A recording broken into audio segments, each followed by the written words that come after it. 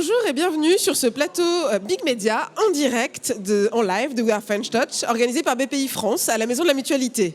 Je suis Yael Hirsch, fondatrice du magazine en ligne Cult News, et je reçois tout de suite Louis Cacciutolo. Bonjour. Louis. Enchanté de vous avoir en ce premier tête-à-tête de l'après-midi. Je prends donc la suite de Ariana von Walter Yerso, qui vous présentait les invités du Big Media ce matin. Et je suis très heureuse de ce premier tête-à-tête Bigger Than Life, parce que vous êtes en France un pionnier et la première plateforme, vous êtes le fondateur de la première plateforme du métaverse, la première plateforme française qui s'appelle Vroom. Alors oui, il y a plusieurs métavers en France, mais on est, nous, particulièrement dédiés à tout ce qui touche la culture, le spectacle vivant et le divertissement. Très bien. Alors, je vais vous poser une petite question dans cette conversation. Vous allez nous parler aussi un petit peu de vous. Comment est-ce que... Parce que vous avez commencé à la direction d'un théâtre, en fait, et comme à Béziers. Comment vous êtes passé de ça à avoir envie de lancer cette Vroom, cette plateforme ? En fait, mon envie de toujours et mon rêve depuis la plus tendre enfance, étant élevé par une mère qui était pianiste elle aussi et comment dire, directrice d'école de musique, mon rêve a toujours été de faire accéder le plus grand public possible à la culture et au spectacle. Et le théâtre que j'avais créé, c'était en 1999, était un petit théâtre privé en centre-ville, dans une ville de province, et qui avait pour but de réunir toutes les communautés de la ville, une petite ville du sud de la France où il y a énormément de communautés disparates et qui ne parlent pas la même langue, souvent, la même langue culturellement parlant, je veux dire, et qui ont du mal à accéder à la culture. Pour moi, c'était vraiment une vision que j'avais depuis toujours. Bon, je suis musicien de formation, mais j'adore tous les types de spectacles vivants et cette salle de spectacle, parce que c'était plus une salle de concert qu'un véritable théâtre, était vraiment pour moi la réalisation d'une envie que j'avais depuis très longtemps, de pouvoir accueillir tout type de public et de leur faire découvrir en fait des choses que dans la vraie vie ils n'ont pas souvent l'occasion de découvrir. Aussi la culture comme vecteur de communication, d'idées, de concepts, d'idéaux je dirais, et contre l'obscurantisme qui pour moi est vraiment une mission grosso modo que j'ai depuis longtemps. Et la réalité virtuelle, l'avènement de la réalité virtuelle à un moment donné m'a fait réaliser que c'était la possibilité, les métavers donnaient la possibilité aux professionnels du spectacle, qu'ils soient artistes, diffuseurs ou producteurs, de pouvoir justement faire éclater les frontières et faire sauter toutes les barrières, les contraintes du monde physique, de jauge, d'espace, de temps, pour atteindre un plus large public. Donc c'est pour ça que c'est vraiment dans la continuité de cette vision-là. Alors justement, pour ceux et celles qui n'auraient pas fait l'expérience d'un spectacle dans Vroom, est-ce que vous pouvez même en choisir un, comme ça ce sera plus concret, et nous, par la voix et par la narration, nous emmener, alors ce ne sera pas tout à fait la même chose, mais nous raconter comment ça se passe. Alors, une de nos productions les plus emblématiques, c'est celle qu'on a réalisée pour Jean-Michel Jarre au Nouvel An 2021, à un moment donné, à un instant justement où il y avait plusieurs facteurs qui faisaient que le métavers avait énormément de sens parce qu'on était en plein confinement, c'était le 3e confinement, Notre-Dame qui avait brûlé quelques temps auparavant et qui n'était pas accessible au grand public, et Jean-Michel Jarre, un artiste visionnaire qui voulait vraiment faire partager, c'était un spectacle aussi proposé par la mairie de Paris, qui était une ville inaccessible aux touristes et qui avait besoin de continuer à communiquer sur la ville. Et donc Notre-Dame a été un vecteur très pertinent pour accueillir un spectacle d'un artiste visionnaire comme Jean-Michel Jarre, avec une mise en scène qu'on a travaillé ensemble, une Notre-Dame recréée, et c'est quelque chose qu'on ne peut pas faire dans la vraie vie. Donc il y avait beaucoup d'éléments dans ce projet qui faisaient que c'était un projet qui était porté vers un certain succès, et on a d'ailleurs battu le record du monde du concert le plus streamé au monde au Nouvel An 2021 avec plus de 75 millions de vues, alors qu'il s'agissait d'une production virtuelle. Et pourquoi on y est arrivé? C'est parce qu'on pouvait diffuser aussi sur d'autres médias, parce qu'on a un système de caméra intégré qui nous permet de diffuser en direct sur plusieurs médias, qu'ils soient la télévision, des chaînes de télévision, les réseaux sociaux traditionnels avec un film produit à la volée en temps réel et bien sûr en réalité virtuelle pour les gens qui sont détenteurs d'un casque de réalité virtuelle. Et cette expérience-là, c'est de se retrouver dans un endroit donc célèbres comme Notre-Dame de Paris, qui normalement n'accueillent pas ce type de spectacle pour des raisons de sécurité ou d'intégrité du monument, et qui, justement, à l'occasion d'un spectacle en réalité virtuelle, pouvaient le faire. Et c'est donc, pour moi, c'était un peu la réalisation de la démonstration que le métavers avait un sens pour tout le monde dans des circonstances qui ne permettent pas au public de rejoindre un lieu, un spectacle à travers les frontières et à travers le temps. Et alors maintenant que petit à petit les frontières se rouvrent, j'aimerais aussi savoir, vous dites que ça permet en effet à tout le monde d'avoir accès, quel est le modèle économique? Combien payent les gens pour venir voir Jean-Michel Jarre et à Notre-Dame? Et quel est le modèle économique de Vroom? Alors à l'époque, le modèle économique n'était pas clairement défini parce qu'il s'agissait d'une plateforme métavers qui n'était pas la nôtre. C'était une plateforme métavers américaine et c'est pour ça qu'on a créé la nôtre, justement pour échapper aux contraintes d'être limité par des plateformes qui ne sont pas les nôtres et qui donc n'ont pas forcément la bonne proposition technologique pour pouvoir nous permettre aux artistes ou aux producteurs de réaliser ce qu'ils cherchent. Et c'était, je me rappelle plus la question, excusez-moi. Est-ce que tout le monde peut vraiment avoir accès? Combien ça coûte? Et puis ensuite, quel est votre modèle économique pour que vous puissiez faire ces choses merveilleuses? À l'époque, donc, il s'agissait d'une commande de la ville de Paris. Donc, c'était vraiment, on agissait en tant que studio de production et on diffusait le spectacle sur une plateforme qui n'était pas la nôtre. Maintenant, on vient de lancer et d'ouvrir au grand public notre propre plateforme. On l'a ouverte au grand public le 7 novembre dernier. Et le modèle économique est en fait le fait que les créateurs, n'importe quel créateur de contenu en fait peut proposer en réalité virtuelle un spectacle et en 3 dimensions. Un spectacle et pour y rencontrer ses fans. Donc il y a de la billetterie intégrée ou bien on peut faire des transactions en ligne sur le modèle des jeux vidéo. En fait, où les avatars peuvent choisir des vêtements, les artistes peuvent vendre des goodies, etc. Un peu comme dans un festival ou dans une salle de concert ou de spectacle classique. Et nous, notre modèle économique, c'est de prendre une commission sur toutes les transactions réalisées sur la plateforme. D'accord. Ce qui est très marquant, c'est c'est vraiment toute la culture et même plus, puisqu'il y a aussi du sport, il y a aussi de la techno. Enfin, vous avez une vision très large et très généreuse de la culture. C'est très transversal et c'est en fait rare, je trouve, dans nos industries culturelles et créatives que sur la même plateforme se retrouve vraiment aussi bien l'art, vous êtes à la Biennale de Venise, que des concerts comme ceux de Jean-Michel Jarre, que Roland Garros, ou des salons technologiques. Il faut comprendre que le métavers, en tout cas ma vision du métavers, c'est un réseau social en 3 dimensions. Qui dit réseau social en 3 dimensions veut dire rencontre entre des personnes, rencontre avec le public, échange, interaction sociale. Et ces interactions sociales, elles sont riches quand on a un propos.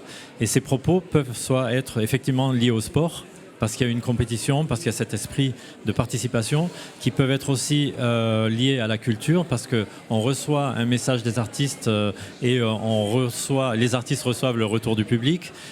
Tout ça fait que, en fait, sur cette plateforme qui est dédiée en particulier à la culture, au spectacle vivant et au divertissement au sens large du terme, donc incluant le sport, ou la mode, par exemple, ça pourrait être de la mode, mais pour l'instant, on n'a pas encore travaillé vraiment avec une marque de mode. Ou la gastronomie, c'est plus difficile de goûter, mais pourquoi pas? Ça peut être ça. En fait, on tend à devenir une sorte de YouTube du métavers qui permet à n'importe qui, justement, de créer. Alors, sur YouTube, n'importe qui peut, ou sur Twitch, n'importe qui peut créer sa chaîne, son programme et rencontrer ses fans. En fait, l'idée de Vroom, c'est la même chose, à part qu'on est en 3 dimensions. Est-ce que vous avez déjà une question est-ce que vous choisissez aussi qui est chez vous ou c'est très ouvert? Est-ce que vous avez des questions de régulation Oui, alors il y a des questions de modération surtout, parce que qui dit réseau social dit, comme tous les réseaux sociaux classiques, il y a le problème de la modération qu'on connaît tous très très bien. Il y a le problème des RGPD aussi qu'il faut suivre parce qu'on est une plateforme européenne. Une plateforme française, mais avant tout européenne, pour pouvoir justement suivre les réglementations de l'Europe. On a pas mal de contraintes à ce niveau-là, RGPD, tout ce qui concerne les données privées des utilisateurs, mais aussi ce qui concerne la modération des gens et comment est-ce qu'on propose justement, on accueille sur notre plateforme des mondes ou des spectacles qui soient modérés, pour pas proposer des choses qui puissent choquer ou qui soient pas en adéquation avec certaines valeurs qu'on partage. Et donc, ces contraintes-là, elles sont incluses à la plateforme. On a des outils de modération qui nous permettent, pour certains spectacles, ceux qui sont font partie du programme officiel de notre plateforme, doivent passer par une phase de validation, en fait. Donc, on accueille les projets. on les consulte et on les valide selon qu'elles correspondent à notre positionnement qui est la culture, le spectacle et le divertissement. Et ensuite, au niveau du message qui est porté, que ce soit un message qui ne soit pas à tendance pornographique ou raciste, enfin tout ce qui peut toucher à des sujets sensibles. Et à part il y a cette première chose marquante, c'est cette pluralité de la culture et du divertissement, enfin présente sur la plateforme. La deuxième chose, c'est le caractère extrêmement international de ce que vous proposez. Le paradoxe, c'est que c'est la première plateforme de métaverse français, et en même temps, il y a évidemment des belles choses françaises, mais il y a vraiment du monde entier des gens qui Tout à proposent fait. D'ailleurs, des pour spectacles. l'ouverture au grand public le 7 novembre dernier, donc on accueillait un concert de Armani White, un rappeur américain. Et d'ailleurs, on avait fait la première de ce concert, donc du live de ce concert. On l'a fait le 6 novembre, en fait, à 8h du soir aux États-Unis, ce qui était 2h du matin en France. Parce qu'on a cette ouverture aussi qui nous permet de travailler sans frontières. On a aussi des partenaires assez prestigieux, des partenaires internationaux. On est partenaire de la Biennale de Venise, on est partenaire du festival South by Southwest aux États-Unis, on est partenaire de Unity, on est partenaire de Microsoft. Donc il y a ce genre de choses qui font qu'on a déjà une présence à l'international alors qu'on est une petite start-up française en définitive, mais avec un savoir-faire qui est déjà reconnu hors nos murs. Combien d'années vous avez travaillé sur le projet en fait ? Combien d'années ? Jusqu'à novembre dernier. Alors en fait, on a sur ce projet-là, le projet de développer notre propre plateforme me tenait à cœur depuis que j'ai créé Vroom, donc en 2017, enfin fin 2017, début 2018. Mais on a lancé cette plateforme le 2 novembre et on a commencé vraiment à travailler, à mettre les mains dans le cambouis pour construire cette architecture, parce qu'il s'agit d'une architecture, de construire cette architecture il y a 2 ans. Et donc, on a travaillé extrêmement rapidement avec une équipe de fondus, je pourrais dire, parce que ce sont des gens qui ne ménagent pas leur temps ni leur passion et qui nous ont permis d'arriver en 2 ans à proposer quelque chose. J'espère que vous aurez le temps de passer sur notre stand pour voir à quoi ça ressemble, mais de proposer quelque chose qui peut rivaliser avec les plateformes américaines qui ont déjà 5, 6, 7 ans, voire 7 ans d'existence.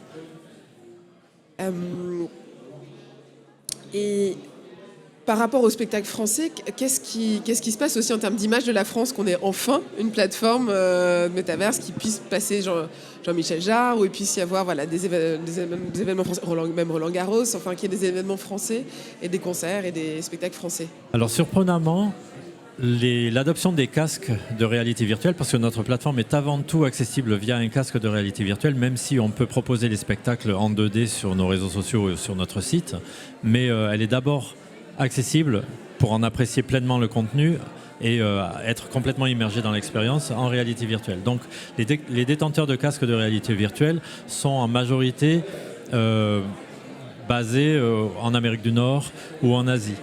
En France, en fait, le pourcentage de population ou de public qui a ces casques de réalité virtuelle demeure relativement modeste. Et c'est aussi pour ça qu'on a déjà une dimension internationale avant de s'adresser aux Français. Et c'est aussi pour ça la lenteur d'adoption des casques ici en Europe et en France en particulier. C'est un frein en fait à la possibilité de travailler avec des acteurs français de la culture. Ce qui nous, et c'est pour ça que je vous remercie de m'accueillir sur ce plateau, parce que c'est un message que je lance en fait aux artistes et aux producteurs français d'oser le métavers. Parce que le métavers ne s'adresse pas seulement au public équipé de casques, et c'est là où je veux insister. C'est-à-dire que nos productions, comme les productions de Notre-Dame en réalité virtuelle avec Jean-Michel Jarre, ont réussi à faire 75 millions de spectateurs. Parce que tous médias confondus. Et c'est là où on a une valeur ajoutée. Aujourd'hui, combien de spectacles depuis 1 an ont été transmis et sont accessibles ont été accessibles sur Vroom? Et puis, comment vous voyez les choses dans les 2-3 prochaines années? Alors, Vroom est tout nouveau. C'est-à-dire qu'on a lancé un prototype de la plateforme. Je parle de la plateforme Vroom. Le studio existe depuis 6 ans. Mais la plateforme Vroom, elle est assez nouvelle puisqu'on a lancé un prototype en janvier dernier entre le lancement du prototype et l'ouverture au grand public qui s'est passée le 7 novembre, on a eu toute une période où on a fait beaucoup de tests pour vérifier que la plateforme était stable, pour proposer des fonctionnalités qui intéressent le public plus que d'autres. Et du coup, on n'a pas énormément de spectacles encore sur Vroom. Mais notre modèle économique est le fait qu'on veut permettre à quiconque, n'importe quel créateur de monde, créateur de contenu, créateur de spectacle, peut, depuis le 7 novembre, accéder à notre plateforme via un site internet. Donc on n'est pas obligé de s'y connaître en coding pour pouvoir choisir dans une librairie d'assets des scènes, les customiser et sans avoir besoin de se mettre dans un casque de réalité virtuelle. C'est-à-dire on peut construire son monde virtuel sur notre plateforme juste en accédant à notre site. Ce qui fait qu'on casse les barrières ou les limitations à l'entrée et surtout ça permet à n'importe qui de pouvoir proposer son spectacle ou son monde ou son événement en réalité virtuelle alors qu'il n'est pas forcément, il ne s'y connaît pas forcément dans ces technologies. Vous avez des témoignages de ces baptêmes de réalité virtuelle pour certaines personnes ? Alors oui, on a des témoignages effectivement de personnes qui s'y essayent parce que maintenant ils savent que ça existe et donc commencent à venir sur notre site, à voir quels sont les assets disponibles. Il y en a encore peu, mais évidemment on est en train de l'enrichir, on vient de lancer au grand public et qui commencent à s'amuser entre guillemets et à toucher un peu aux environnements qu'on propose pour les customiser et pouvoir y accueillir leur spectacle exactement comme n'importe quel créateur de contenu le fait sur YouTube, alors à part que c'est en 3 dimensions. J'ai une petite dernière question qui est plus précise, c'est sur votre un peu question jardin secret. Mais quel est l'album que vous écoutez encore en galette, en entier, de A à Z, loin de toute virtualité et à l'ancienne, je dirais. Alors un album de musique ? Oui. Oui, alors en fait il y en a plusieurs, mais celui que si je devais partir sur une île déserte, j'emporterais avec moi, c'est forcément de la musique de Bach. Parce que Bach était un précurseur lui aussi à son époque. Et en fait, ce qui se passe, c'est que en fait, Vroom, c'est le nom, l'enseigne commerciale de notre société. Mais notre société s'appelle Perpetual Emotion en anglais. Donc, emotion, c'est un petit jeu de mots, c'est l'émotion perpétuelle. Mais en fait, c'est emotion, c'est le mouvement électronique perpétuel.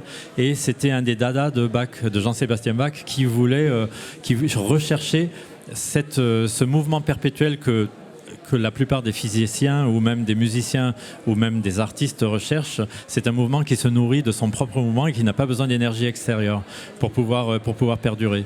Et je pense qu'il y est arrivé au niveau de la musique et c'est vraiment quelque chose qui pour moi est fondamentalement intéressant et c'est cette énergie de la création qui est toujours vivante et que je souhaite porter et donc mon choix se poserait sur Bach. Merci beaucoup Louis Cacciutolo. Donc on peut vous retrouver toute la journée à We Are French Touch et on peut retrouver Vroom et aller essayer la plateforme avec un casque. Merci beaucoup. Merci de m'avoir accueilli.